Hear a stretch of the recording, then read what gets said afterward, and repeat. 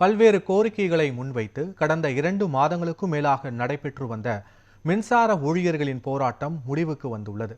இதுகுறித்து TNEB employees federation பொதுச் செயலாளர் சேக்கிழாரிடம் எமது செய்தியாளர் லக்ஷ்மணன் பழனி நடத்திய கலந்துரையாடலை பார்க்கலாம்.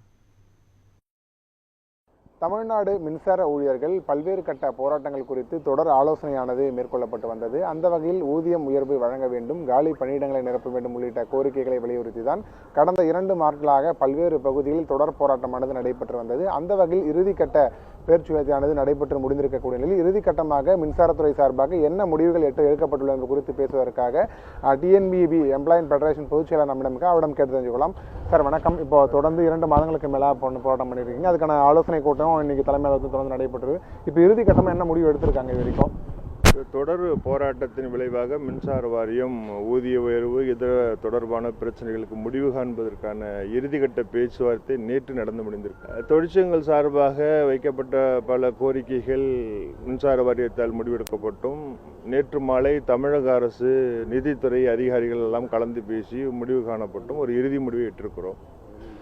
மின்சார வாரியத்தில் பணியாற்றக்கூடிய பணியாளர்களுக்கு 6% ஊதிய உயர்வு, பணிக்காலத்தை கணக்கிட்டு 3% வெயிட்டேஜ் என்கின்ற ஒன்று இது அளிக்கப்பட்டிருக்கிறது.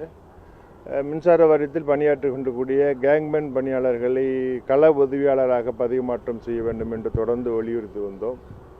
அது இந்த ஒப்பந்த பேச்சுவார்த்தை முடிவிலே நிறைவேற்றப்பட்டிருக்கிறது. கள உதவியாளராக மாற்றம் செய்யப்படும் என்கின்ற ஒரு நிலை எடுக்கப்பட்டிருக்கிறது.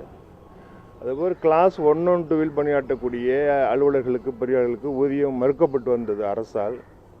ஏற்கனவே 4 ஆண்டுக்கு முறை எல்லோருக்கும் வழங்கி வந்ததை 10 ஆண்டுக்கு ஒரு முறை மாற்ற வேண்டும் என்று சொன்னார்கள். இந்த முறை அதை கட்டாயமாக தர வேண்டும் என்று நாம் போராடினோம். நேற்று மாலையில் கூட இறுதிக்கட்டமாக போராட்டம் நடந்ததற்கு பிறகுதான் அலுவலர்களுக்கும் பொறியாளர்களுக்கும் தொழிலாளர்கள் அளிக்கின்ற இந்த முறை ஊதிய உயர்வு அளிக்கப்படும் என்ற உத்தரவாதம் ஏற்பட்டிருக்கிறது. இந்த பேச்சுவார்த்தையில் இந்த முடிவுகள் எடுக்கப்பட்டிருக்கிறது. சார், இப்போ நீங்கள் பலகட்ட போராட்டம் நடத்துங்க, பல்வேறு வகையான கோரிக்கைகளை முன் வச்சுங்க. எல்லா கோரிக்கைகளும் நிறைவேற்றப்பட்டிருக்கா, இல்லை ஒரு சில கோரிக்கைகள் மட்டும் தான் நிறைவேற்றப்பட்டிருக்கா?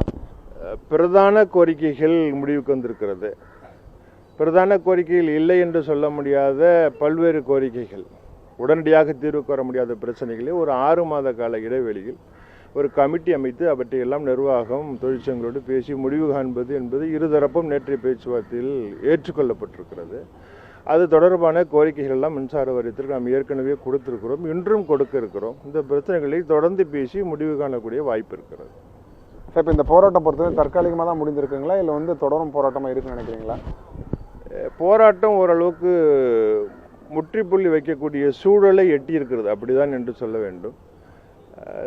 தேர்தலுக்கு பிறகு நாம் கொடுத்திருக்கக்கூடிய கோரிக்கைகளுடைய தொடர் நடவடிக்கைகள் இருக்கிறது அல்லவா, அப்போது மின்சார வாரியத்தில் பேசுவோம். தர முடியாத சில விஷயங்களை நாம் போராடி பெற வேண்டிய அவசியம் ஏற்படலாம்.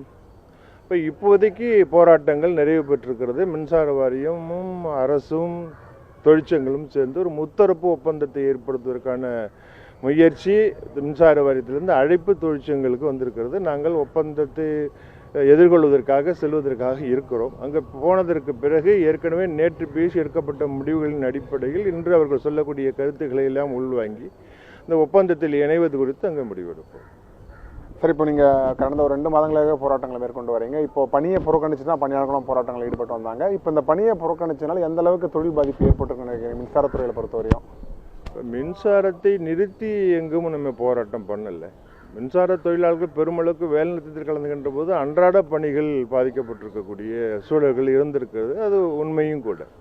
ஒரு பெருமளவுக்கு ஒரு பெரிய நெருக்கடி இல்லாத ஒரு சூழலில் தான் மின்சார வாரியம் தொழிற்சங்களுடைய போராட்டங்களை எதிர்கொண்டிருக்கிறது. அந்த போராட்டங்களினுடைய அடிப்படையில் தான், அதனுடைய முடிவின் அடிப்படையில் தான் இப்படிப்பட்ட ஒரு ஒப்பந்தம் ஏற்பட்டிருக்கிறது. உங்கள் தொடர்பு நன்றி சார். குறிப்பாக இந்த போராட்டங்கள் பொறுத்தவரையுமே தற்காலிகமாக நிறைவு பெறாமல் முற்றுப்புள்ளி வைக்கும் அளவு தான் நிறைவேற்றுவதற்காக இங்கே இருக்கக்கூடிய போராட்ட குழுவினரும் கருத்துக்களை தெரிவித்துள்ளனர். இது மட்டுமல்லாமல் நாங்கள் கோரிக்கை வைத்தபடி அரசும் சரி அதற்கு முன்வருவதாக தொடர்ந்து எங்களுடைய கோரிக்கையை நிறைவேற்றியதாக தற்போது பணியாளர்களின் கோரிக்கை நிறைவேற்றப்பட்டிருப்பதாகவும் இந்த பணியாளர்களின் கோரிக்கையாகவும் இருக்கிறது. நியூஸ் 7 தமிழ் செய்திகளுக்காக ஒளிப்பதிவாளர் கலைமானுடன் செய்தியாளர் லக்ஷ்மணன் பழனி, சென்னை.